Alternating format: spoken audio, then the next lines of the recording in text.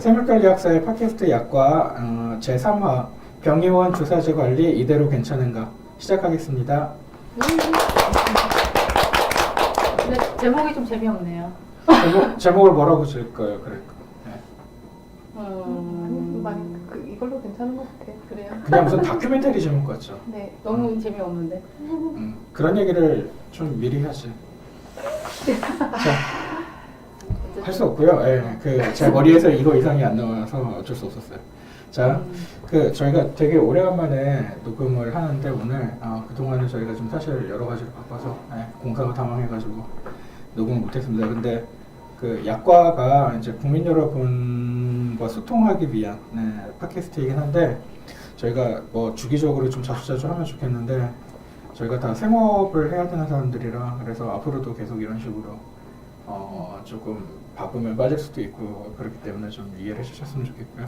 오늘 오랜만에 다시 녹음할 주제가 이대 목동병원 신생아 사망 사건인데 이게 주사제 관리가 감염 관리가 부실해서 일어난 사건이라고 지금 어느 정도는 점정적으로 보이잖아요. 그래서 이것과 관련해서 병원에서 주사제의 관리가 과연 제대로 잘 되고 있는가 이런 거를 이제 좀 한번 짚어보려고 해요. 그래서 조금 시의적으로도 의미가 있고 그리고 또 이제까지 의학 분업되고 나서 뭐 솔직히 이런 말씀은 약사인 저희 입장에서 뭐 어떨지 모르겠지만 먹는 약은 전부 의학 분업이 돼서 약국에서 조제가 되잖아요. 근데 이게 약국에서 조제가 되는 약들은 환자분들이 타가실 때 어떤 약인지 알 수도 다 알 수 있고 그다음에 그 약의 겉에 표기가 돼 있기 때문에 모양을 찾아보면은 내가 어떤 약을 올바로 받은 건지 안 받은 건지 다 확인이 가능해요. 그리고 요새는 또 많은 약국에서 약 봉투 겉에 이렇게 그 약에 대한 설명과 약 이름과 그다음에 모양까지 전부 인쇄해가지고 드리잖아요. 그래서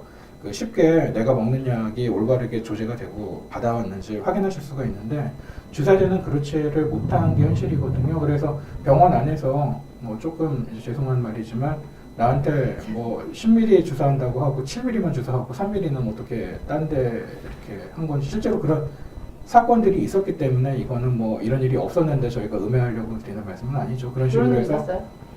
어떤 주사제들을 그런 식으로 이제 좀 뒤로 이렇게 따로 해서 이제 사적으로 사용한 사례들이 있었죠. 특히 프로포폴 같은 거. 그런 일들이 있었잖아요. 그래서 그런 사례도 있었고 관리가 아무래도 좀 겉으로 드러나지 않는 경우가 많잖아요. 병원에서 벌어지는 주사제 투약들이. 그래서 많은 병의원들은 뭐 올바르게 잘 하시고 계시리라고 생각을 하지만 그렇지 않은 경우도 혹간 있을 거라고 생각이 되기 때문에 그런 걸 한번 다시 좀 우리가 관심을 가지고 좀 경각심을 갖자는 의미에서 한번 이런 주제를 하려고 항상 소개를 너무 기대하는 것 같아요. 그러니까요. 그리고 아마 의사 선생님들 다 아주 잘하고 계실 거예요. 대체적으로는 다 올바르게 하고 계실 텐데 아주 잘하고 계실 텐데 이제 이번에 이 신생아 사망 사건 때문에 한번 짚어보자는 거죠. 그래서 일단 본론으로 빨리 들어갈게요. 이대목동병원 신생아 사망 사건 상황 전개부터 정리를 좀 해볼게요. 감염 경로에 대해서 일단 가장 그래도 국민 여러분도 관심이 많고 저희도 관심이 가거든요. 그런데 첫째 일단 확인된 사실들만 제가 언론에 발표되거나 이런 것들을 중심으로 추려봤는데 사망한 신생아 4명 모두 혈액에서 폐혈증으로 사망했다고 경찰 수사 결과가 일단은 발표가 됐잖아요. 근데 이 혈액에서 시트로박터 프룬디라는 세균이 발견되는데 이 세균들이 이 4명의 아기들 모두에서 유전자형까지 똑같은 게 발견이 됐어요. 그러니까 유전자형까지 똑같다는 게 어떤 의미가 있냐면 이 시트로박터 프룬디라는 거는 이제 종명, 속명이잖아요. 근데 사람도 똑같은 사람들끼리도 유전자가 조금씩 다르잖아요. 그것처럼 똑같은 종속까지 똑같은 세균도 이 세균 개체는 약간씩 유전자형이 다를 수가 있거든요. 근데 이 신생아의 이제 부검한 사체에서 발견된 모든 세균이 다 유전자형까지 똑같았다는 거는 결국 공통된 어떤 세균이 들어갔다는 거죠, 몸에. 그래서 이거는 그런 의미가 있는 거고, 그 다음에 신생아들에게 주사가 된 영양소액 있죠, 그러니까 지방이죠. 지방을 공급하는 지질 영양소액이 스모프리피드라는 외국 회사 제품을 썼는데 이거를 그 큰 병에서 큰 병 하나를 따서 개봉을 해가지고 여기에서 이제 5명의 신생아에게 주사할 거를 나눠가지고 이제 주사를 했다고 하죠. 근데 7개 주사기에 나눠. 7개 주사기에 나눠서 근데 사용한 건 5개만 사용이 된 것 같아요. 그러니까 나눌 때는 이 큰 병 하나에서 7개 주사기에 옮겨 담고 예. 그 다음에 그 중에 5개를 사용을 해서 5명의 신생아에게 주사를 한 것으로 보이는데 그런데 이 개봉한 스모프리피드를 실온에서 그 방치를 했는데 5시간 동안 방치를 했다는 거거든요. 근데 저희가 이따가도 확인해 보겠지만 이 회사에서 만든 사용 설명서에는 이 만약에 바로 사용하지 않을 거면 이대목동병원 내부 지침에도 15분인가 30분 안에 사용하는 거를 즉시 사용이라고 그렇게 규정을 했고 이거보다 오래 뒀다가 사용할 때는 2도에서 8도 사이에 냉장 보관했을 냉장 때는 보관을 24시간까지는 냉장 보관할 수 있다고 했지만 5시간밖에 안 했거든요. 근데 들으시는 분들이 뭐 5시간 동안이면 실온에 보관하는 거랑 냉장 보관이 무슨 차이가 있을까 싶겠지만 실제로는 온도가 몇 도 정도만 차이가 나도 이 미생물의 그 번식 속도는 굉장히 확연한 차이가 있어요. 그리고 사망한 신생아들의 혈액에서 검출한 것과 동일한 균주가 이 뉴스타파에서 이거는 그 기사한 건데 그 주사 준비실이 있어요. 주사 준비실이라는 게 이 신생아 중환자실 안에 이제 있는데 주사 준비실에 이 그 주사를 준비하는 작업대 있죠. 작업대 바로 옆에 싱크대가 있었고 싱크대가 있다는 건 물 내려가는 하수구가 있겠죠. 이 하수구를 검사를 해보니까 여기에서 똑같은 시프로박터 프룬디균이 발견이 됐다는 거거든요. 근데 아직까지는 그 발표 결과로는 이 하수구에서 나온 균이 이제 그 신생아한테 주사되는 수액으로 옮겨간 것인지 아니면 원래 수액에 번식하고 있던 세균인데 이것을 남은 것을 이제 하수구에 버려서 폐기를 했는데 여기에 이제 균이 옮아간 것인지 그러니까 어디에서 어느 쪽으로 옮긴 것인지가 어떤 방향인지는 확실하게 그 결론이 안 났다는 거죠. 네. 무슨 말인지 이해가 가시죠? 네. 네. 그리고 그래서- 시트로박터 프룬디균이 되게 흔한 균이에요. 네. 흙에도 있고 뭐 토양에도 있고 우리 장내에도 원래 정상세균총에 있고, 있는 있고, 세균이고 그렇죠. 예, 그래서 이게 장에 있을 때는 별 문제가 안 되는데 많이 알려졌다시피 이게 혈액으로 들어갔기 때문에 폐혈증을 일으킨 거거든요.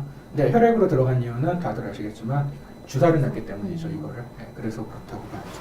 그리고 원래 이 저희 질병관리본부에서 발표한 감염관리 규정에 보면은 그 신생아 중환자실 내부를 오염 지역과 청결 지역으로 나누어서 각각 이렇게 서로 그 분리해서 관리하도록 돼 있거든요. 그런데 작업대는 뭐가 돼야 될까요?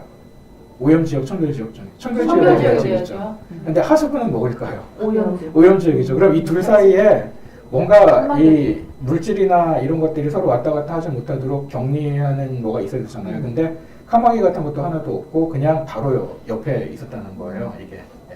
근데 어떻게 이렇게 시설을 했는데 상급 종합 예, 요양 근데 종합병원 이따가도 얘기하겠지만 있어요? 이 이대목동병원이 그런데 그 인증을 받았죠. 그것도 그 나는 감염관리와 이 우리나라 모든 인증 데서 병원 인증 제도에 대해서도 심각한 의문을 품었어요. 이걸 보고. 예, 이 만점을 받았거든요. 그러니까 좀 뭘 보고 만점을 이해가 안 가는 부분인데 하여튼 이랬다는 건 이건 사실이니까 여기까지 말씀드리고 또 그리고 또 뭐가 밝혀졌냐면 이것도 뉴스타파에서 그 기사한 건데 이 주사를 놓는 과정이 어떠냐면은 그 신생아들한테 이 주사를 여러 가지 주사를 놔야 되잖아요. 그럼 어떻게 하냐면은 이 쇄골화 정맥 쪽으로 이렇게 그 카테터를 중심 그러니까 주사 놓을 때마다 계속 바늘을 찌를 수는 없잖아요. 그러니까 그 저기 주로 정맥으로 이렇게 약물이 투여될 수 있는 공간을 먼저 확보를 해놔요. 그래서 입원을 해보셨던 분들은 아시겠지만 정맥에다가 이렇게 조금 굵은 바늘 하나를 꽂고 그거를 반창고 같은 거를 이렇게 고정해가지고 잘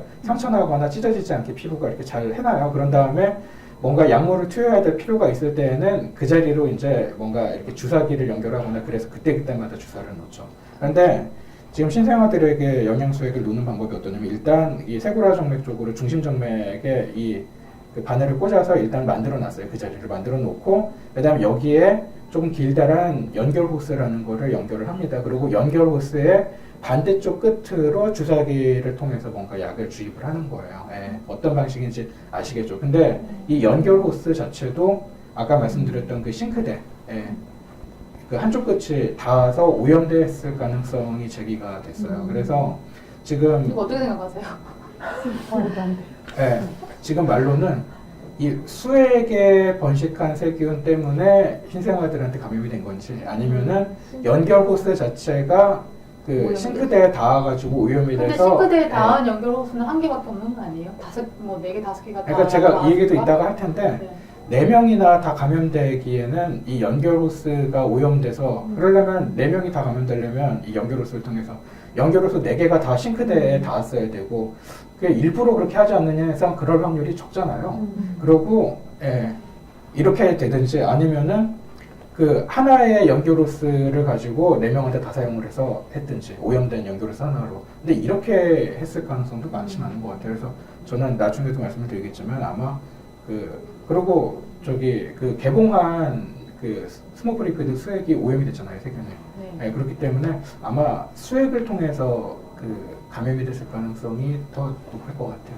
예, 일단은 그러니까 사실로 확인된 거는 여기까지거든요. 예, 그렇고 감염 경로를 이제 추정을 해보면 일단 시트로박터 프론디균에 대해서 좀 고찰을 해보자면 이게 이제 그 영문 위키를 찾아봤거든요. 위키피디아 이제 영문판에 이제 보면 어떻게 돼 있냐면은 얘가 그 내용이 많지도 않아요. 그런데도 아니고 저기 백과사전 미생물 백과사전 가니까 내용이 좀 많긴 해요. 하여튼 그 위키에는 내용이 많지 거기도 얘기가 않은데 있었어, 이 예. 얘기가.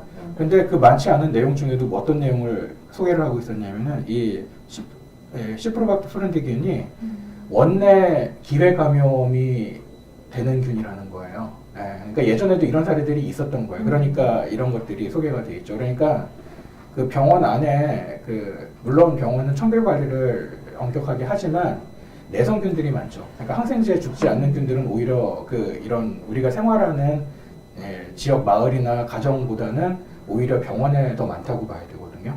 근데 이 병원 안에 이제 있다가 뭔가 면역력이 저하된 환자, 지금 같은 경우에 신생아 미숙아들이었잖아요. 이런 환자들에게 기회가 있을 때 감염이 되는 거죠. 기회감염이라는 게 건강한 사람들한테는 문제가 안 되는 균이.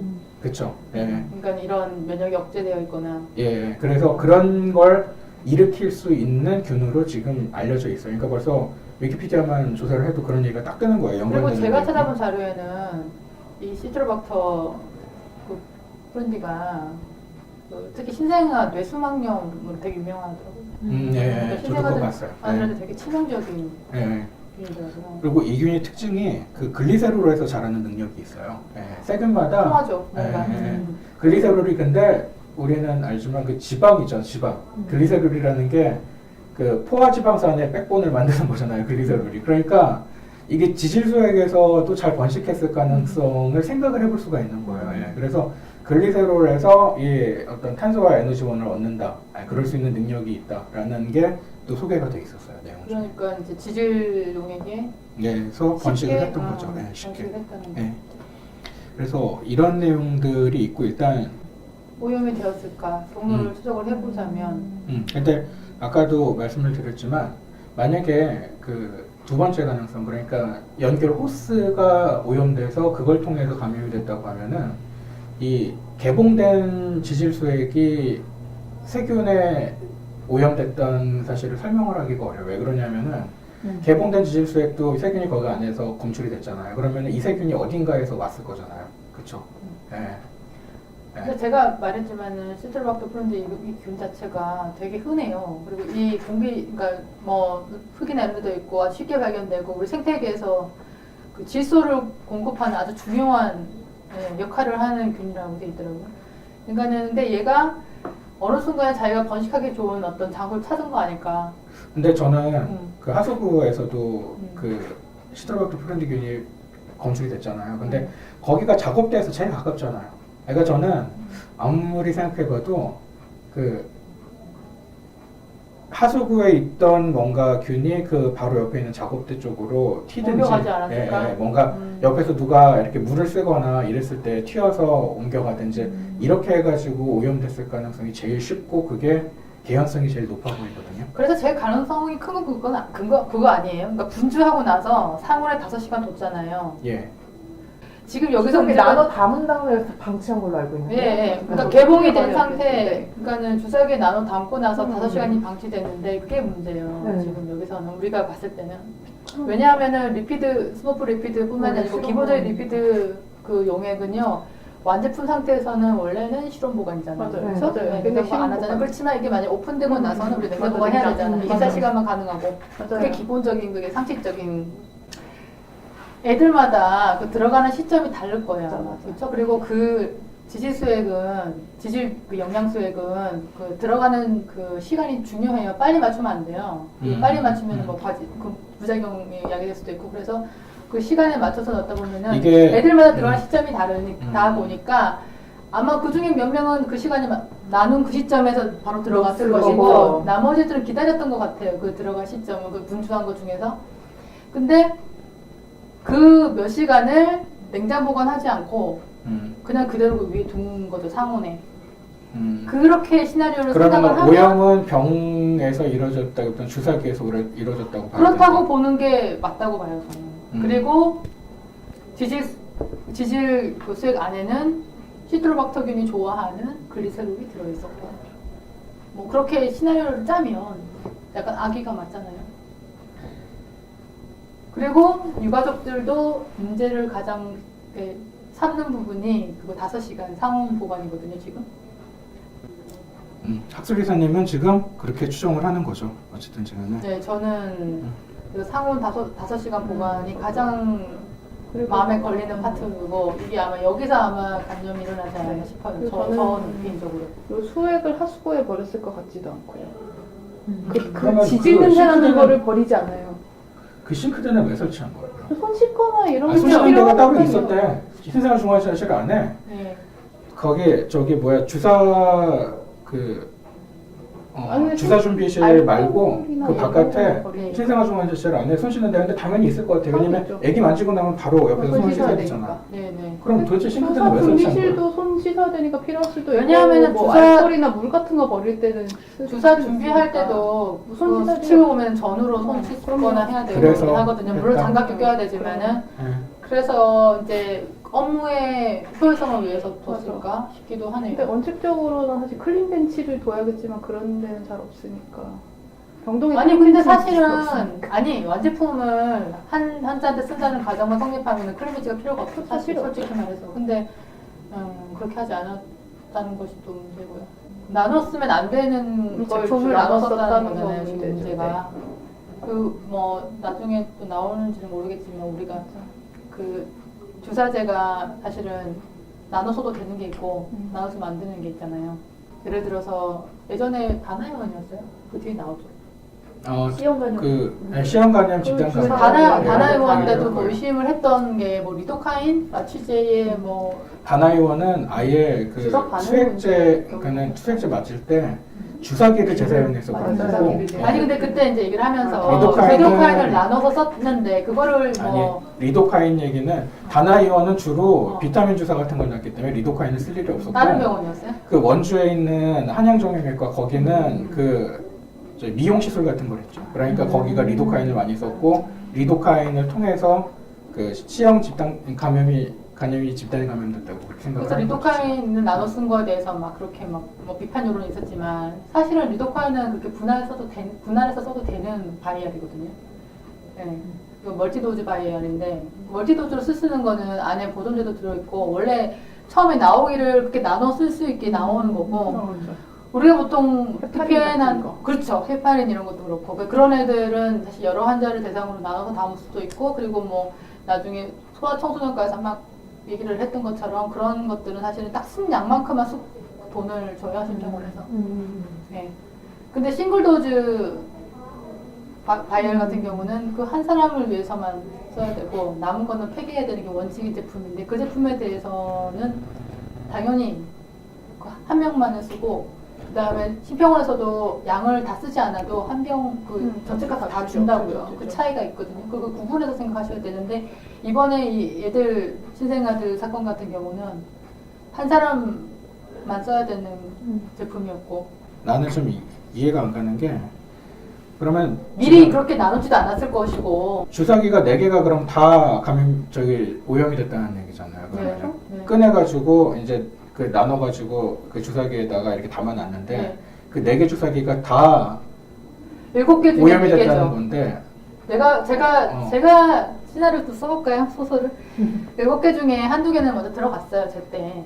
분출해가지고 그냥 몇 분 만에 들어갔어, 걔네들은. 그래서 걔네들은 간염이 안 됐는데, 그 중에 정확히 4개인지 5개인지 모르겠지만, 몇 개는 그렇게 5시간을 방치했다는 거예요. 그래서 오염이 되지 않아요.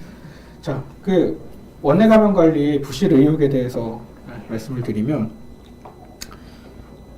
지금 여러 가지 이야기를 했고요. 그런데 저희가 쓴 소설에 의해서도 이 5시간 동안 실온에서 개봉 상태로, 그러니까 처음에 주사 바늘을 이 꽂는 행위를 개봉으로 보는 거잖아요, 지금. 네. 그러니까 그 뒤로 5시간 동안 방치가 됐는데 그 사이에 뭔가 외부에서 균이 들어갔다는 거잖아요. 예. 그래서 이 영양소액을 오염을 시켰을 것 같다라고 생각이 되는데, 그럼 결국에는 이렇게 가정을 해봤을 때는 이 5시간 동안 실온에서 놓고 썼던 게 굉장히 오염되는데 영향을 많이 준 거죠. 그리고 이게 원내 감염 관리가 얼마나 부실했는지 또 알 수 있는 게, 사고 당일날에 입원해 있던 신생아가 16명이었는데 이 중에 13명이 로타바이러스에 감염이 됐어요. 예.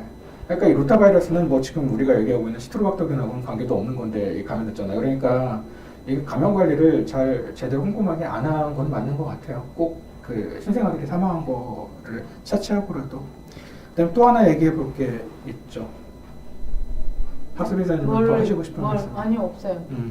부당 청구에 대해서. 네. 그 뉴스타파 보도에 의하면 이것도 많이들 아시는 사실인데, 사망한 신생아 4명한테 스모플리피드를 각각 한 병씩 쓴 것처럼 해서 한 병 가격을 다 청구를 했잖아요. 실제로 처방되어서 약국에서 나간 약의 개수, 뭐죠? 약의 뭐 그렇게 그냥 설명하시면 되죠. 금액이랑 금액이랑 그 약국이 약국이 실제로 주문한 주문한 약하고를 비교해서 그거를 조사해가지고 안 맞는 허위 청구한 게 없나 검사하는 뒤집어졌죠. 거였거든요. 그거를 심평원이 했어요. 그 심평원이 마음만 먹으면 이거 할 수 할 수 있다고요. 있다. 그러니까 병원도 하면 되지.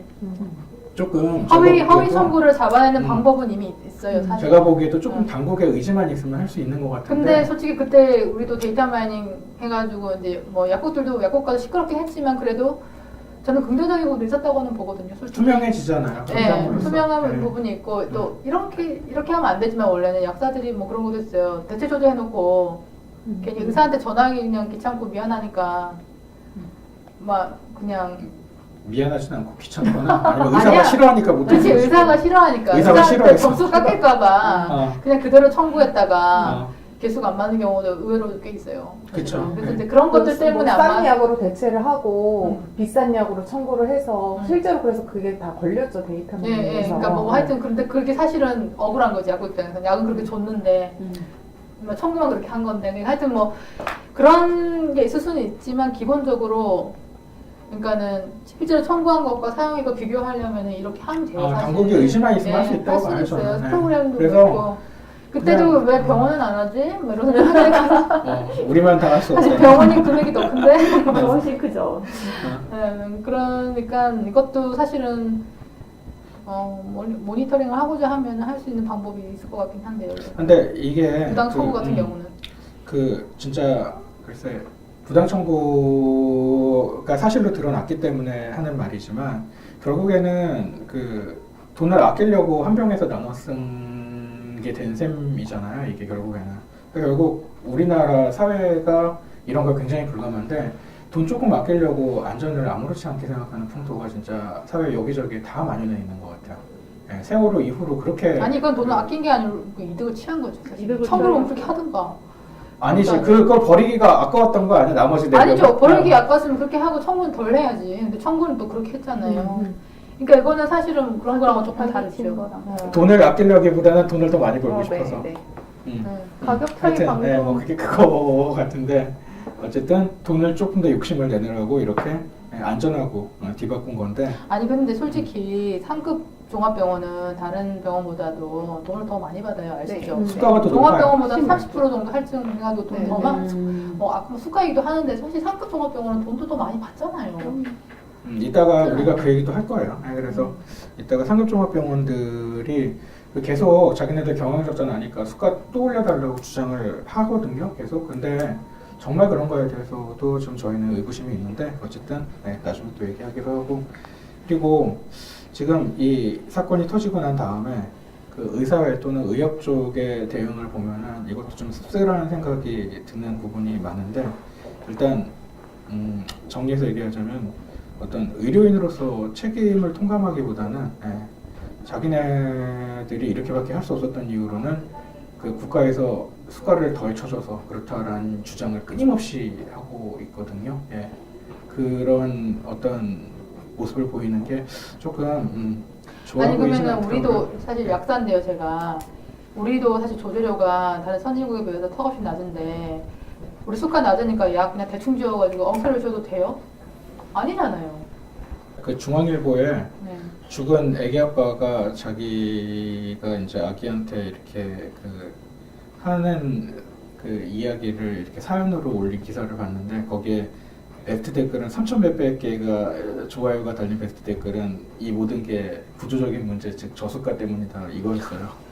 그래서 저는 이런 거 보면은 설마라고 생각은 하지만 조금 약간 의협에서 댓글 부대 같은 거를 도입하라는 생각도 약간 드는데 그럴 것 같지는 않아요. 자체도 몰라요. 그쵸. 네, 그러니까 될 수가 없어.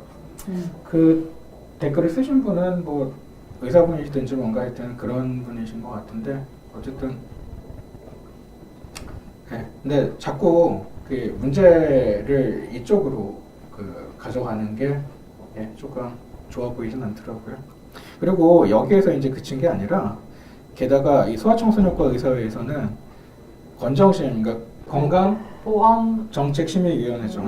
그 여기 위원, 작년 위원 25명을 고발을 했거든요. 근데 고발한 이유가 뭐냐면은 이대 목동병원 사태의 원인은 이 건정심이 뭐 하는 단체냐면요, 해마다 의사들, 뭐 약사들, 뭐 치과의사들 올해 수가를 얼마를 줄까? 수가라는 게 뭐냐면은 이 행위를 하잖아요. 뭐 진료도 하고 약사들 같은 경우에 조제도 하고, 그러면 이거에 대해서 국가에서 돈을 줘야 될 거 아니에요. 이걸 얼마씩을 줄 건지를 결정을 하는 기구가 건정심이에요. 근데 여기에서 이 작년도 멤버들 25명이 수가를 충분히 인상해 주지 않았기 때문에 이대목동병원에 오늘날의 사태가 일어났다고 이 사람들은 고발을 했어요. 소아청소년과 의사회에서. 그래서 이런 고발을 진행을 하셨더라고요. 그리고 사실 여기 그거- 여기 돈 있네요. 날렸네.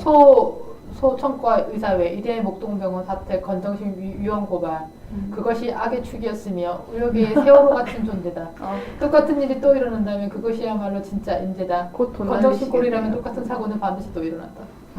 곧 돈 날리시겠네요. 그리고 서명운동 하던데 그래요? 이거 그 전 의협회장이 하는 거 맞아요? 근데 서명에 누가 주도한다는 얘기가 없던데, 서명운동을 뭘 하고 있냐면은 이 사고 생긴 당일날 이제 경찰이 그 수사를 하러 왔거든요, 신생아 중환자실에. 근데 경찰들이 이 표현을 그대로 빌리자면 무슨 표현이냐면은 제가 읽어볼게요. 무뚝발의 치명적 의료 폐기물 바닥에 쏟아부은 서울경찰.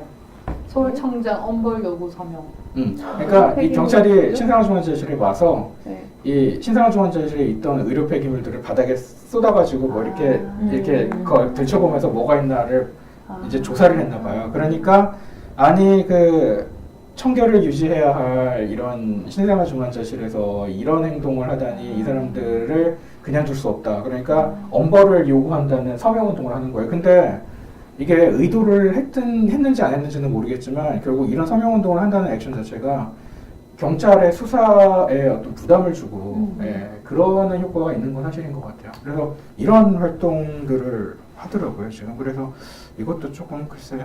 그렇고 또 하나 좀 보인 게 이 신생아 중환자실에 책임자가 있어요. 조수진 교수라는 분. 근데 이분 측 변호사가 청년의사라는 신문에 인터뷰 형태로 자기 의견을 개진한 게 있어요. 상당히 긴데 그 중에 보면은 제가 다른 거는 모르겠는데, 물론 변호사라는 건 자기가 맡은 어떤 사람을 위해서 뭐 때로는 조금 이제 그 좀 이렇게 앞서 나가는 주장도 할 수 있고 조금 강하게 얘기할 수 있죠. 여러 가지로. 어쨌든 그 보호를 해야 되니까 자기 책임은. 근데 이번이 인터뷰 중에 한 얘기가 어떤 게 있었냐면 주사가 상온에서 방출돼 변질됐다는 주장도 사실이 아니다. 냉장 보관됐던 스모프 리퀴드 주사는 투약 전 일정 시간 동안 상온에 두어 환아들의 체온과 약의 온도를 맞춰야 한다. 관리 기준에도 TPN은 24시간 내 주사한다고 돼 있고 신생아인 환아들은 시간당 0.5cc에서 1cc 정도 느린 속도로 12시간 장시간 동안 펌프기를 통해서 주사를 맞아야 한다. 즉 일부 언론에서 제기한 5시간 상온에서 방치하였다는 내용은 문제되지 않는다.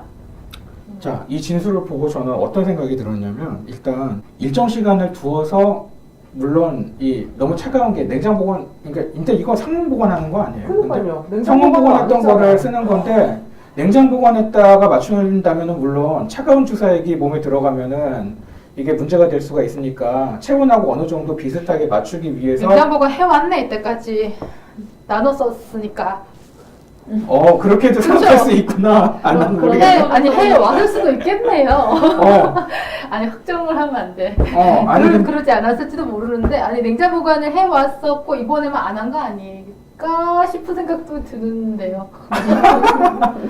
아니 그러니까 스모프 리피드는 그 원래 상온 보관해야 돼요. 그 따기 전에는 그걸 근데, 냉장 보관할 이유가 없는 거예요. 개봉을 네, 한 네. 것에 대해서는 하루 냉장 동안만 24시간 동안만 냉장 보관 가능한 거니까 그러면 냉장 보관이 됐던 스모프 리피드 주사라는 얘기는 이미 그러니까 사용 중인 아니 변호사가 뭘 알고서 이렇게 얘기한 건지 말이 앞뒤가 안 맞아요. 네, 그렇죠. 그러니까 모르겠어. 그러니까는 이전에도 계속 나눠 자기 스스로가 뭔가 이 주사가 새로 개봉해서 쓴 게 아니라 이소액이 냉장 보관했던 걸 쓴 거라는 거를 인정하는 자기도 거죠. 모르게 알려준 건지 이게 지금 아니면은 뭘 몰라서 그냥 이렇게 근데 얘기한 건지. 하기는 분주를 했다는 거는 이미 확인된 팩트예요, 사실. 아니 갑자기 이 냉장 보관 얘기를 하니까 난 뜬금이 없어서 아니면 왜냐하면은 나는 이거를 그러면 분명히 냉장 실온 보관하는 보관. 걸로 개봉하기 전에 쓰기 전에는 따기 전에 당연히 이걸 그럼요. 뭐하러 냉장 그럼요. 보관해요. 예. 이건 원래 그냥 이렇게 재고로 실온에 계속 보관을 하는 거예요. 따기 전에는. 네, 완전 예, 분명. 그러니까 이런 얘기를 하는 게 이상하고 이상하고. 그 다음에 뭐가 있냐면은 나는 이것도 좀 이상하다 펌프기? 보는 게 이걸 유가족들이 좀 봤으면 좋겠다. 진짜 난 그 생각했어. 이거를 반박할 수 그리고 있는 거가 있어. 아니 무슨 체온하고 차이를 좁힌다고 해서 5시간 동안이나 그렇지는 이거를 않죠. 방치해. 이것도 말이 10분만 이상하고 있어도 재밌겠다. 그래서 그냥 아니면 손으로 살짝 이렇게 물려만 줘도 조금 이렇게 낮추자. 그래서 낮추고. 해도 충분한 거를 5시간 동안이나 이렇게 오랫동안 할 필요가 있나? 나는 이것도 그러니까 얼핏 들으면은 그럴싸하지만 잘 들어보면 전혀 말이 안 돼. 그리고 또 무슨 얘기냐면은 관리 기준에도 TPN은 24시간 내 주사한다고 돼 있다. 이거 TPN 맞아요. 아니잖아요. TPN 아니죠. 하여튼 이건 TPN은 아니죠. TPN은 비경구 영양을 말하는 거니까 주사로 들어가는 모든 영양을 통틀어 토탈 이것도- 페런탈 뉴트리션. TPN에 넣을 수는 있어요, 범죄. 네. 어떻게 보면은. 어, 근데 그 TPN은요 기본이 냉장 보관이에요. 맞아요. 우리가 그 약제부에서 올려보낼 때도 그거 해가지고 앞에 그 안에 그 구멍 있잖아요. 조금이라도 한번 그러니까 바늘로 찔렀던 그 부위 있잖아요. 다 거기 실링이에요. 다 실링을 합니다. 알코올로 다 막아서 소독하고 네. 실링해도 균이 못 들어가게. 네, 조금이라도 균이 네. 오염될까봐 다 맞아요. 실링을 하고 병동에 올라가면 우리는 병동에서 당연히 냉장 보관할 그럼요. 거라고 믿고 그럼요. 있어요. 맞아, 우린 그렇게 생각하고 라벨에도 있죠. 적혀 있고. 아니 근데 이 사람은 그 5시간 동안 실온에서 방치해도 괜찮은 이유로서 네. TPN은 24시간 내에만 달고 주사하면 나서 된다는 얘기죠. 식으로 말하는 달고 거잖아, 나서 지금. 얘기죠. 달고 나서 그건 달고 얘기지. 나서지. 그리고 TPN 24시간 내 1 말이니까는 아까 스모프 리피드도 개봉한 기준으로 24시간. 냉장 보관했을 때 맞아요. 24시간이에요. 맞아요. 이게. 네, 그러니까 하루 이거는 보관하면. 이건 사실이 아니잖아. 그리고 리피드가 없는 일반 TPN 중에는 사실 하루 이상 보관 가능한 것도 있어요. 48시간. 네, 네, 그렇죠. 네. 네. 그 있어요. 근데 리피드는 아니에요. 안 되고. 24시간, 예, 24시간. 그러니까 이게 더 오염되기 쉽기 때문에 네, 리피드가 훨씬 더 세균이 번식하기 쉽고. 네, 그리고 그 제형 자체도 불안정하기 그러니까 때문에. 좀 교묘하게 사실을 호도하는 발언들이 계속 있어요. 이 사람이 얘기한 거 다른 건 TPN에 모르겠지만 펌프 주사하는 거는 전혀 상관없죠. 달고 나서는 이미 수되고 달고 나서는 왜 24시간 둬도 보관이라고 되냐면은 달고 있으니까. 달고 나면은 그 주사액을 담은 용기에서부터 이 맞는 사람의 몸까지 완전히 세균이 들어갈 수 있는 어떤 빈틈이 없잖아요. 네. 예. 그러니까 이런 얘기를 할 수 있는 거거든요. 개봉해가지고 여기에 개봉한다는 게 바늘로 처음에 쓰려고 찌르는 거라고 그랬잖아요. 네. 그러면 이미 외부하고의 연결 통로가 뚫렸잖아. 이 상태에서 24시간을 둬도 된다는 얘기가 아니에요, 이게. 그렇죠? 그러니까 이런 식으로 잘 모르는 사람들은 달면서 이- 찌르는 경우죠. 그렇게 할 거면 한 병 닿는 건 달면서 찌르겠죠. 달고 나서 이렇게 찔러놓겠지. 그래서 네, 결론적으로는 네. 괜찮다. 네, 이게 무슨 말이야 도대체? 만약에 개봉이 안 된 상태면은 5시간 상호 방치는 문제가 아무런 문제 없지만 개봉을 한 상태에서 5시간 상호 방치는 아주 큰 문제죠, 사실. 제약사에서 얘기하는 관리 기준에도 안 맞고. 네. 전혀 맞지 않고 사실은 솔직히 상식적으로 좀 이해는 안 되거든요. 그래서 저는 이거를 저희는 개봉하고는 저희는 이 조수진 교수에게 무슨 악감정이 있어서 이런 얘기를 하는 게 아니에요. 그분이 그렇죠? 그냥 그런데 프랙티스에서 너무 떠는 변호사가 것 같아요. 말이 안 된다고 생각되는 얘기를 하니까 이게 좀 뭔가 혹여나 재판 과정에서 이게 마치 사실인 것처럼 또는 이 말이 맞는 것인 것처럼 잘못 받아들이지 않았으면 근데 좋겠거든요. 솔직히 그리고 이것도 네. 어떤 교수, 뭐 의사 한 명이 책임질 문제는 아닌 것 같고 제 맞아요. 생각은 이 병원이 저기 책임을 그렇죠. 져야 돼. 네. 이 시스템상의 그래서, 문제이기 때문에 이거는 그래서 조수진 교수가 무슨 벌을 받았으면 좋겠다 이런 뜻에서 하는 네, 건 이게 아니죠. 아니고 저는 사실 이게 네. 뭐 이 개인의 문제 이 변호사의 말이 사실이 아니니까 네. 예, 이건 사실이 아닌 거는 사실이 아니라고 친구가 해야 이렇게 되잖아요. 온도 맞추는 거 예. 이렇게 보고. 그리고 또 이 계속 그 의료업이나 의사단체 쪽에서 이 문제를 그 상급종합병원의 근무 실태가 얼마나 열악한지 아느냐, 뭐 거기 인턴 레지던트들 일주일에 몇 시간 자고 일한다, 뭐 이런 얘기를 계속 하잖아요. 근데 사람을 물론 더 쓰라고. 거기에 대해서 네, 저도 그 아니, 안타깝게 아니, 생각을 하고 이제 문제가 있다고 생각을 하지만 이 열악한 근무 환경이 그래서 결국 국가에서 수가를 적게 줬기 때문에 돈을 적게 줘서 그런 것이다라고 이거를 얘기를 하는 것은 글쎄, 예, 그거보다는 저는 이 상급종합병원들이 영리를 추구하는 행태가 더 근본적인 문제가 아닌가 그런 생각이 들거든요. 그래서 제가 이번에 조사를 하면서 본 것 중에 2014년도에 경실련에서 이런 이제 그 얘기를 했어요. 그 상급종합병원들이 자기네들의 수익을 실제보다 적은 것처럼 이렇게 그 보이게 하기 위해서 어떻게 했냐면은 이 재단이잖아요. 예, 그 재단에 고유목적 사업준비금이라는 항목이 있어요. 회계에 작성하는 그 항목 중에. 근데 고유목적 사업준비금이 뭐냐면은 그 땅 사고 뭐 건물 짓고 이럴 때 쓰는 돈이에요. 예, 쉽게 생각하면은. 근데 이거를 비용으로 처리를 할 수가 있는 거예요. 지금 회계 그 기준상으로는. 예, 그래서 자기네들이 수익이 났으니까 그 돈으로 병원 건물 짓고 이랬지. 그런데 쓴 돈을 이걸 비용 처리를 해가지고 실제로는 우리가 경영이 적자다. 이렇게 얘기를 하고 또 우리가 경영이 적자니까 우리 수가를 더 올려줘야 된다라고 끊임없이 주장을 했거든요. 그 사이에. 근데 이게 그 뒤에 뭐 병원협회에서 반박을 냈더라고요. 뭐 이제 회계 기준은 어디까지나 적합한 거다. 근데 법으로 적법하다고 해서 그게 바람직하고 올바르다는 그 뜻과 동의어는 아니잖아요. 법으로만 문제가 안 되는 것뿐이지 실상 그 내면을 들여다보면 바람직하지 않다고 판단할 수밖에 없는 부분이 있잖아요. 실제로 이미 경실련이 2014년에 이 얘기를 하기 전에 2010년도에 감사원에서 이걸 지적을 했어요. 그래서 이건 회계 기준을 좀 바꾸는 게 맞다라고 지적을 했거든요. 그래서 그 뒤로 그 보건복지부에서 그 저기 해명 자료를 내가지고 이건 회계 기준을 좀 고치겠다고 자기네들이 약속도 한 바가 있어요. 그러니까 뭐 아무리 협법이라도 그건 그냥 그 당시에 법이 미비했을 뿐이지 그게 곧 정당화가 될 수 있는 건 아니죠. 근데 이런 방식으로 해서 이미 그 경실련이 얘기한 게 2012년도에만 이런 식으로 7,035억 원의 이익을 줄여서 발표했다라고 이제 주장을 하고 있거든요, 경실련은. 근데 이 돈을 다 뭐 해요, 도대체? 예, 병원이 돈 벌려고 장사하는 것도 아니고 이런 돈을 그 근무하는 의사들 돈 벌려고 하긴 하죠. 아니, 그러면 안 되지. 영리법인도 아니잖아. 그래서 이런 거를 그 근무하는 사람들 처우 개선이나 이런 데 써야지. 마치 그러면서 이렇게 해서 열악한 근무 실태가 다 국가에서 제대로 돈을 안 줘서 그런 것처럼 몰아간다는 게 나는 그게 너무 부당하다고 생각해요. 예. 그래서 이 얘기를 꼭 하고 싶고요. 이렇게 지금 자꾸 그 논의가 이쪽으로 근데 흐르는 것도 종합병원에서 일하는 사람들은 정말 힘들게 일을 하긴 해요. 힘들죠. 근데 열악해요. 그 원인은 이런 국가가. 주장과는 다르다는 거죠. 예. 그래서 이런 주장을 통해서 뭔가 책임도 피해가고 그리고 뭔가 더 얻어내려는 이런 두 가지의 의도가 있을 수도 있고 난 잘 모르겠지만 하여튼 그렇게 추정하고 그런 소설을 써보죠. 우리는 모아놓은 돈이 별로 없어서 소송을 당하면 어려워요. 자, 예, 그런 생각이 들어요. 그 다음에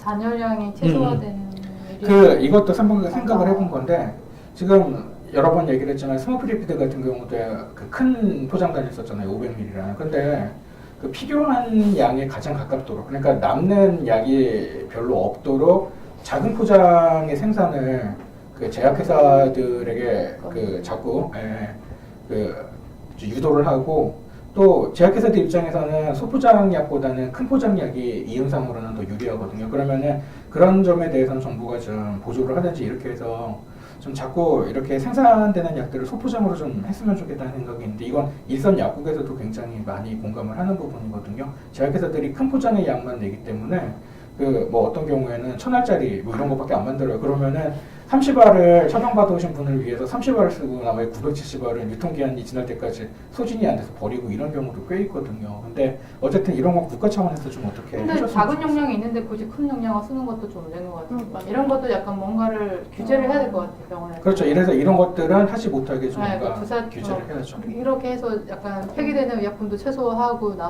혹시라도 비용 나눠 쓸 수 효과적인. 있는 그거를 좀 확률을 줄이고, 제가 병원에 있을 때 그 몰핀하고 데메롤 그 마약이거든요. 그렇죠. 마약류 네. 그 폐기된 거를 그 약재부로 들고 온단 말이에요. 여러분 대학병원에도 약국이 있습니다. 병원 약재부가 있어요. 잘 모르시는데. 그러면은 그 동네 주민들이 그 남는 약을 약국에 와서 폐기해달라고 하듯이 병원 안에서도 네, 약국에 네, 그러니까 폐기해달라고 병동에서 하잖아요. 자기들이 쓰고 남은 이제 그 애들이 마약류를 약국으로 들고 와요. 아, 폐기해달라고. 그거를 그래서 마약 그 포지션 그 담당자가 있어요. 그걸 봤거든요. 근데 제가 그거를 하면서 제일 의문이 들었던 게, 처음에 보면은 몰피는 따로 두고 그 데메로 같은 경우는 거의 25ml를 쓰는데 맞아. 500ml만 있어요, 원내에. 왜 더 그리고 작은 그때는- 포장을 주문을 하지 그래서 않을까? 저는 그때 25ml가 안 나오나 보다 이 생각을 했거든요. 근데 나오더라고, 25ml가. 있어요, 맞아요. 25 있어요. 그러니까 그런 경우는 25ml를 쓰게 깔끔하게 원앰플을 쓰게 해야 된다고 보거든요. 근데 그런 제품이 있지만 원내에 들어와 있지 않으면 못 써요. 병원 시스템이 그래요. 그리고 그 원내에 어떤 약을 넣을 건지는 그걸 결정하는 위원회가 있어요. 부서가 있죠. 네, 병원 네. 안에 그 안에 뭐 약재 부장도 들어갈 수 있고 뭐 다른 이제 의사 뭐 이렇게 들어가서 뭐 그 신약 신청서 같은 거 의사가 자기가 넣고 싶은 약이 있으면 넣으면 그거를 심의해서 뭐 이거 넣자 이거는 빼자 뭐 이렇게 한단 말이에요. 근데 이런 거 마약류 같은 경우는 이 폐기의약품의 폐기도 문제잖아요, 사실. 그 어렵죠. 폐기 네, 과정이 그리고 사실 복잡하고. 이런 일련의 여러 가지 뭐 문제들을 보면은 주사제를, 물론 우리 의료인들 다 양심적이라서 다 안 그러겠지만 소수가 이렇게 나눠 쓰거나, 그 마약류 같은 경우는 아주 좀 그런 그 불법적인 방법으로 빼돌려지거나 하면 문제가 될 수 있는 소지가 있기 때문에 기본적으로 그 용량이 있으면 그거를 쓰게 해야 된다고 보거든요. 거기에 그렇죠. 대해서 어떤 병원의 자율적인 어떤 그런 판단에 맡기지 말고 너무 국가가 좀 그거를, 유도를 네, 해야 될 것 같아요, 이거. 너무 병원의 자유를 허용하는 부분이 큰 것 같아요. 이런 사건 사고를 접할 때. 아니 뭐 제가 그때 반품받는 그 폐기약품 받는 게 귀찮아서 그런 생각을 한 게 아니고, 물론 귀찮죠.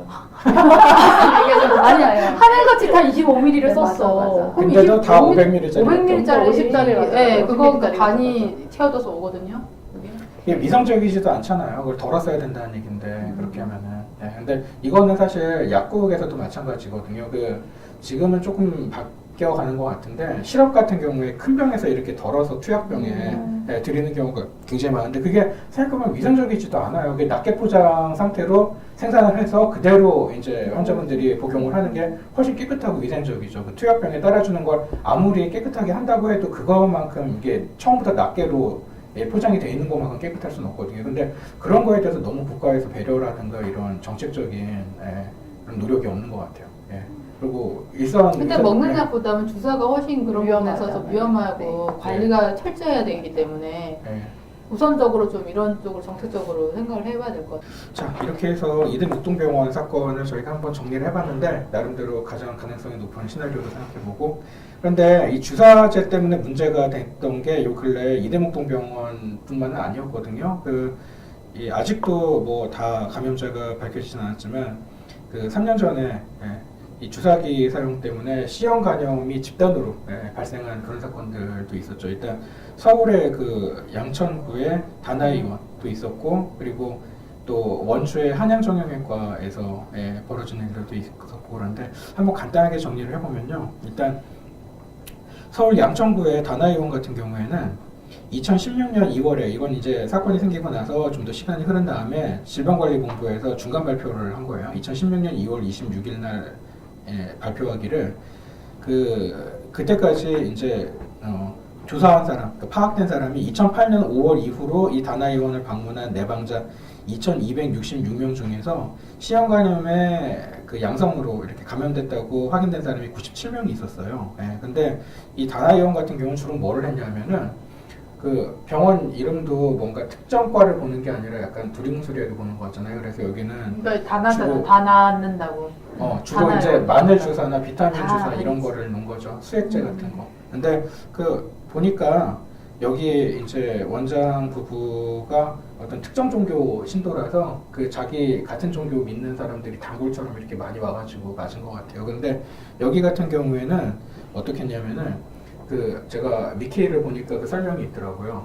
그 정맥 주사를 놨을 때 주사 바늘이 정맥에 제대로 들어가는지 확인하기 위해서 이 주사 바늘을 꽂은 다음에 살짝 당겨서 빨아본대요. 그랬을 때 혈액이 조금 딸려 나오면은 주사 바늘이 정맥에 제대로 들어간 거고 혈액이 안 나오면은 이거는 정맥이 아니라 엉뚱한 근육 같은 데 가서 꽂힌 거죠. 그러니까 피가 안 나오지. 그걸로 확인해 본대요. 근데 이 사람은 수혜가 놀 때마다 왜인지는 모르겠지만 다 빨아들여 봤다는 거예요. 이렇게. 그러니까 어떤 문제가 생기냐면은 환자 혈액이 주사기 속으로 딸려 들어오잖아요. 근데 이 딸려 들어갔더라도 이 주사기를 이 사람한테만 썼으면은 문제가 안 되는데 이렇게 해서 빨아들여가지고 이 환자 혈액이 주사기 속으로 끌려 들어가서 묻었잖아. 이 주사기를 다른 사람한테 또 쓴 거죠. 그렇게 하니까 이렇게 대량으로 감염이 되지. 근데 C형 간염이 원래 저기 헌혈이나 이런 혈액으로 감염되는 거잖아요. 그래서 이렇게 대량으로 이제 된 거예요. 그리고 그 뒤에 이제 조금 더 이제 시간적으로 비슷한가? 그 원주 한양정형외과 같은 경우에는 이 사건이 이제 불거진 건 2014년인데 2011년부터 2014년까지 여긴 정형외과인데 PRP 수술이라는 거를 많이 했어요. 이게 찾아보니까 일종의 미용 시술 같은 거던데 어떻게 하는 거냐면 혈액을 뽑아서 환자 본인의 혈액을 뽑아서 이 혈액 중에서 혈소판만 원심 분리를 해갖고 추출을 해요. 그래서 이걸 다시 그 사람한테 본인한테 주사를 놓는 거예요. 그래서 이렇게 하는 시술을 많이 하는데 정형외과인데도 미용 시술을 되게 많이 한 것 같더라고요. 근데 이 시술 받은 환자 927명 중에서 이 실제로 받은 사람은 더 있을 수도 있어요. 왜냐면 이거는 그 질병관리본부에서 파악한 것만 이러니까 그 중에 115명이 양성 판정을 받았거든요. C형 간염에. 이 경우에는 그 논란이 분분해요. 이 경우에는 이 다나의원처럼 주사기를 재사용해서 다나의원은 주사기를 다시 썼기 때문에 그런 게 이건 확실하거든요. 판명된 거예요? 네, 그렇죠. 다나의원은 그래서 그 의학 쪽에서도 별다른 그 반박이나 이런 게 없더라고요. 왜냐면 이건 너무 확실하니까 감염. 아니 나중에 그래서 얘기하더라고요. 그 원장이 치매 뭐. 그래서 좀 약간, 약간 그 사람이 원래 좀 온전한 정신이 아니었다 이런 식으로 얘기했죠. 근데 이 한양정형외과 같은 경우에는 감염 경로가 아직까지도 확실치가 않아요. 그러니까 이 원심 분리를 해서 다시 주입을 하는 거잖아요. 원심 분리기가 오염돼서 그랬다는 말도 있고, 그다음에 주사기를 재사용해서 그랬다는 말도 있고. 원심 근데 분리기가 왠지 의심스럽다. 의협 쪽에서 한 말은 뭐였냐면은 그 리도카인을 쓰는데 왜냐면 시술을 받기 전에 그 부위에 주사를 놓으면 따가우니까 이제 국소 마취를 하거든요. 리도카인이 마취제죠. 근데 이 리도카인을 이제 사용을 할 때 리도카인 한 병 가지고 여러 번을 나눠 쓰다 보니까 그래서 그랬다는 거예요. 그러면서 이것도 이제 의협 쪽에서는 뭐라고 주장했냐면 이거는 저수가의 구조적인 문제다. 또 이렇게 얘기했어요. 왜냐하면 그 국가에서 리도카인을 5ml를 쓰나 그 5ml를 쓰면은 이게 한 병을 따가지고 20ml짜리 한 병을 따가지고 5ml만 써도 그 5ml를 쓰고 나머지를 다 버려도 이거를 다 보상을 안 해주고 5ml 값만 쳐주기 때문에 어쩔 수 없이 여러 번 한 병에서 나눠 써야 되고 그것 아니 때문에 아까 제가 말했지만 네. 리도카인은 멀티도즈. 그러니까 예요. 그런 보존제가 그래서 들어있는 원래 거잖아요. 나눠 쓸 수 있게 나온 거고 그래서 심평원도 그렇게 숟가락을 그리고 내리는 그 거고 영양소액 같은 거는 보존제가 안 들어있으니까 그렇게 하면 안 되니까 그거는 싱글로 예, 써야 조금만 써도 되는데 나머지를 다 보상해 주는 그래서 거잖아요. 이렇게 얘기를 해가지고 조금 먹혔는지 그 아니 근데 소아 검색해보면 특별가가 이번 사태 있잖아요. 이화 병원, 이대병원 사태도 그때도 이거랑 얘기를 이거랑 했죠. 똑같은 논리로 공격을 했다가 오히려 역공을 당했죠. 이거는 똑같이 이거 나눴을 수밖에 없는 그런 구조를 국가가 만들었다. 정부가 책임진다. 근데 문제는 이 영양수액제는 나눠서면 안 되는 거였고 수가도 다 줬다는 거지. 그러니까 그걸 확인을 안 하고 얘기를 했던 것 같아요. 그쵸. 초반에. 근데 저는 좀 리도카인병인가 이건 어떻게 해석해야 되냐면은 저는 이걸 이렇게 생각을 해봤는데 그러면은 보세요. 이게 아까 우리가 지질수액제도 얘기를 했지만 리도카인병을 여러 번 나눴었기 때문에 여러 사람한테 이 C형 간염 바이러스가 옮겨졌으면 어땠어야 되냐면요. 주사기를 그 사람들마다 다 깨끗한 새 걸로 썼으면 절대로 이렇게 될 수가 없어요. 일단 왜 그러냐면은 생각을 해보세요. 리도카인병에 C형 간염 바이러스가 들어있다가 이거를 두 번째 사람, 세 번째 사람, 네 번째 사람한테 주사할 때마다 빨아들여가지고 주사가 됐다는 얘기잖아요. 그러면은 그 C형 간염 바이러스는 어떻게 들어가는 거예요?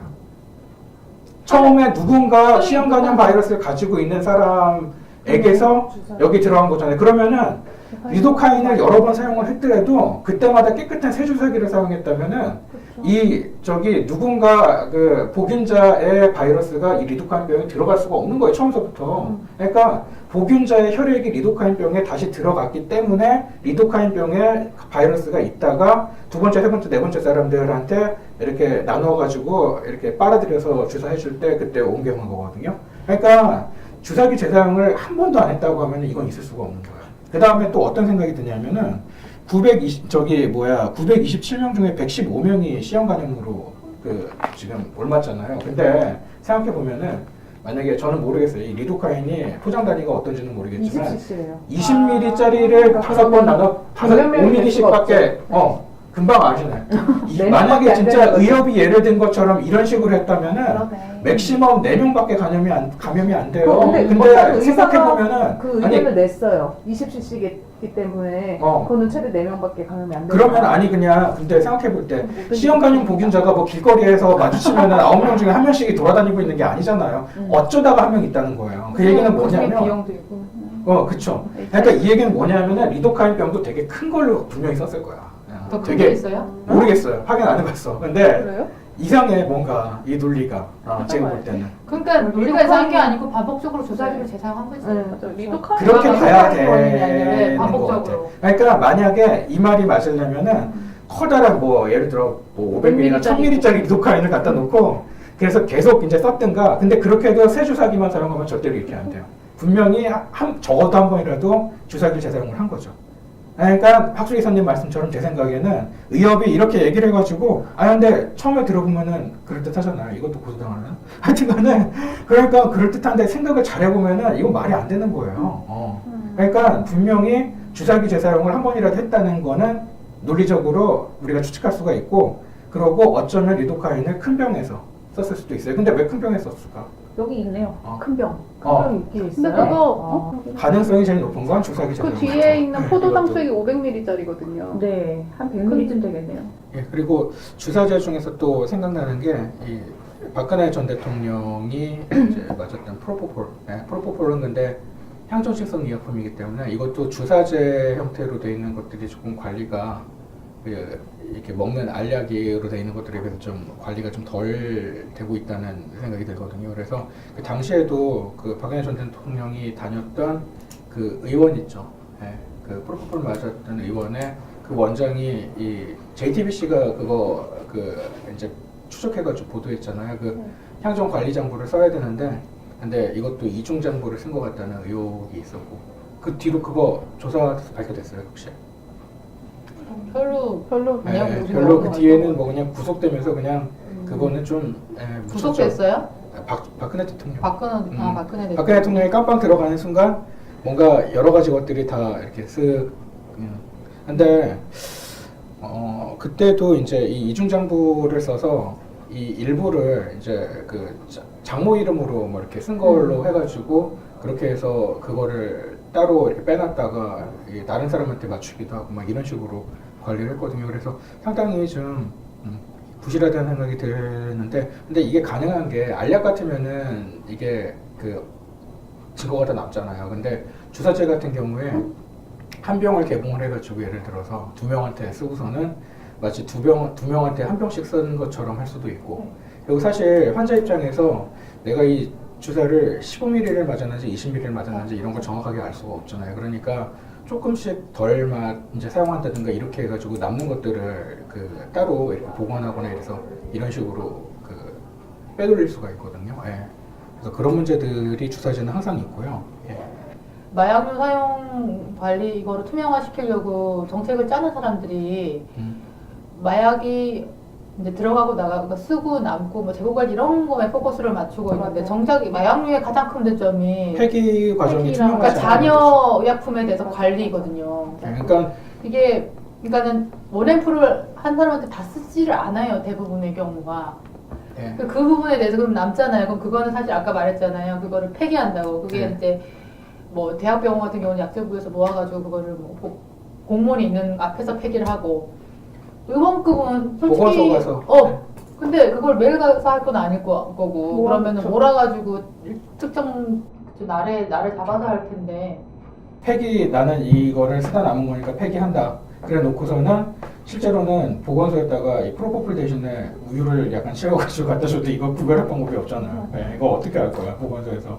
이를테면 그렇다는. 기사 검색을 해보면은 엄청 많아요. 그 프로포폴을 불법으로 유통을 하거나 사용하면서 문제가 되었던 것들이 다 의원급에서 그러니까 뭐 간호조무사나 심지어 의료인이 포함되어 있는 그러한 사건 사고가 많거든요. 그래서 그렇게 해서 남긴 이제 그렇지, 프로포폴을 이런 자기가 식으로 투약하고. 근데 그게 어디서 났냐 하면은 사실은 그렇게 해서 남길 수가 있는 거예요. 사실 만약에 가정이지만 지금 신병원에서 정부에서 그 마약류 통합관리 시스템이라는 걸 하면은 마치 이런 문제들이 다 해결이 될 것처럼 약간 얘기를 하는데 실제로는 이게 폐기를 했다고 신고를 하고 실제로는 이런 식으로 따로 보관해서 할 수가 있기 때문에 완전히 이거를 관리할 수가 없어요. 그 시스템으로는. 예, 그리고 저기 병수만 맞추는 거잖아요. 쉽게 생각하면 들어온 병수, 나간 병수. 근데 나간 병수에는 폐기도 포함되기 때문에 여기 빈 구멍이 상당히 생기죠. 예, 그래서 이것만 무슨 RFID로 이렇게 스캔을 하니까 뭔가 첨단 기술로 전산과 연결해서 그렇게만 생각을 할 게 아니라 이런 허점이 있다는 거를 반드시 인지를 하고 이런 거에 대한 대책도 있어야 할 것 같아요. 예. 그래서 어떤 생각이 드냐면은 저희는 아까 살펴봤던 것들과 연관지어서 앞으로 주사제 관리를 이렇게 해보면 어떨까라는 생각을 좀 해보는데 첫째, 잔여량이 최소화되도록 생산 단위를 소포장을 생산을 하도록 국가가 지원을 하고 때로는 필요하면 강제화도 하고 그리고 또 사용도 가장 잔여량이 적게 남는 방식으로 사용을 하게 그렇게 좀 그러니까 정책을 그거를 펴나가야 될것 정책적으로 같아요. 좀 해야 되고 그렇게 하자는 뭐 삭감을 한다든지 그러니까 사실은 알약의 배수 함량 뭐 이래가지고 있잖아요. 예. 250ml짜리 두 개로 조제하면은 엄청 그거 하잖아요. 그러니까 뭐 500ml 사용을 적지 인데. 않으면 못하게 돼 있잖아요. 500ml짜리가 있는 제품에 관해서는 그러니까 그런 거 500ml 비슷하게 예. 주사제도 만약에 이런 폐기 의약품에 대한 관리가 문제가 된다면은 소포장이 있는 제품에 한해서는 소포장을 우선적으로 쓰도록 이렇게 유도를 하는 정책을 만들 수 있을 거라 생각하거든요. 그리고 또 하나는 환자의 의식이 그러니까 잃을 수 있는 어떤 시술이나 수술에 대해서는 투명성을 확보하기 위해서도 방식이 필요할 것 같아요. 그러니까 환자에게 당신한테 내가 이런 약을 이만큼 용량 쓸 것이다 하는 거를 환자가 정신을 잃기 전에 보여준다든지 아니면은 자신들이 하는 그 프로시저, 그러니까 시술 단계를 오픈을 한다, 그러니까 CCTV라든지 아니면은 유가족들이 볼 수 있게 창 같은 거 만들어서 시술, 그러니까 왜냐하면 환자 본인 의식이 없는 거는 전부 다 그렇게 하라는 건 아니고, 그러니까 그렇게 해서 녹화를 해서 기록을 남기는 게 제일 조금 투명화할 필요는 있겠다. 이게 사실은 뭐 서로 그냥 믿는 사이가 좋은 사이긴 하지만은 어쨌든 만일의 사태를 좀 미연에 방지하기 위해서는 이런 게 필요하지 않나 하는 생각이 들어요. 그리고 지금 당장은 실제로는 이렇게 하는 병원도 있긴 있더라. 그러니까 내가 뭐 이런 걸 하겠다고 환자들 설명 다 해주고 보여주고 뭐 결과 나오면은 결과도 보여주고 환자한테 좀 투명화하려고 하더라고. 그러니까 주사제도 그렇게 할 수 있으면 하면 좋지 않나?